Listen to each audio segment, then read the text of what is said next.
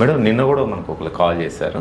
అంటే ఒక 35,000 ఏనట కట్టాల్సింది, అంటే ఒక ఈఎంఐ చెల్లించలేదు అనుకుంటా. క్రెడిట్ కార్డు వాళ్ళు కాల్ చేసి అడిగారు, ఇంకో టైం అడిగాడు ఇతను. మళ్ళీ చుట్టాలకు కాల్ చేసి అడుగుతున్నారట, బ్లేమ్ చేస్తున్నారట, ఏం చేయాలి అని చెప్పేసి అడుగుతున్నారు. మీరు ఎప్పుడైతే లోన్ తీసుకుంటారో డైర్ అర్జెన్సీ ఏదైతే అవసరానికి, ఆ అవసరానికి డబ్బు తీసుకునేటప్పుడు ఇంకా మన అకౌంట్లో డబ్బు పడుతుంది అనుకున్నప్పుడు ఆ బ్యాంక్ అతను ఏ వాటికి మీకు మెసేజెస్ చేస్తూ ఉంటాడో వాటికి అన్నిటికీ యాక్సెస్ ఇచ్చేస్తూ ఉంటారు. అసలు నోటిఫికేషన్ ఏది, నేను కాంటాక్ట్స్ యాక్సెస్ అలౌ చేస్తున్నానా, ఫొటోస్ యాక్సెస్ అలౌ చేస్తున్నానా, ఇది ఏది చూసుకోకుండా అన్నిటికీ ఓకే ఓకే నొక్కే, వాడు ఓకే అనే నొక్కమంటారు, వీళ్ళు ఓకే అనే నొక్కేస్తారు. సో దానివల్ల వీళ్ళ కాంటాక్ట్స్ కానీ ఫొటోస్ కానీ పర్సనల్ థింగ్స్ డేటా అంతా వాళ్ళకి వెళ్ళిపోతుంది.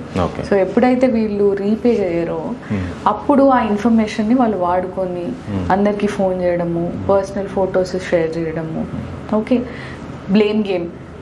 వాళ్ళ బంధువులకి ఫోన్ చేసి ఇతను 35,000 కూడా కట్టలేకపోతున్నాడు, మీరు చెప్పండి అనో, లేకపోతే మీరు కట్టాలి అనో.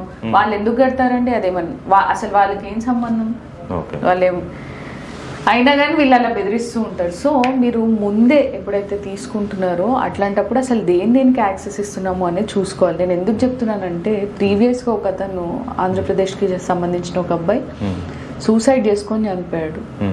Only for 2,000 rupees EMI pay చేయనందుకు తన వైఫ్వి మార్ఫ్డ్ న్యూడ్ వీడియోస్ అందరికీ షేర్ చేశారు. అతను అవమానంగా ఫీల్ అయ్యి చనిపోయాడు. సో ఇట్లాంటివి చిన్న విషయాలే కానీ పెద్ద వాటికి దారితీస్తాయి కాబట్టి కేర్ఫుల్గా ఉండాలి. మీరు ఏదైనా యాక్సెస్ ఎవరికైనా బ్యాంకర్స్కి ఇన్ఫర్మేషన్ ఇస్తున్నప్పుడు